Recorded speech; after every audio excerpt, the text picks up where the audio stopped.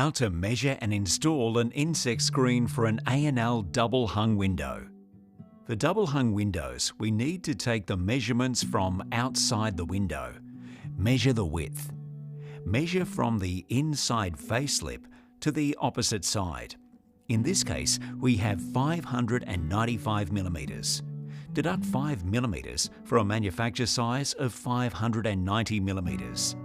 This will allow the flat turn clips to fit and turn to secure the screen in place. Measure the drop. Measure from inside the lip of the window head frame to the bottom sill. The measurement is 1,172 millimeters. Deduct 2 millimeters for manufacturer size. Make size is 1,170 millimeters.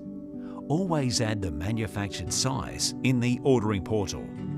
Installing the screen.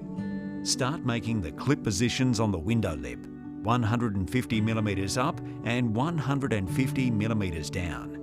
Once you have them marked, pre-drill the holes. Insert screws for the turn clips, making sure they are flat with the window frame. Place the fly screen frame in the final position. To finish the installation, turn the clips inside to hold the insect screen in place.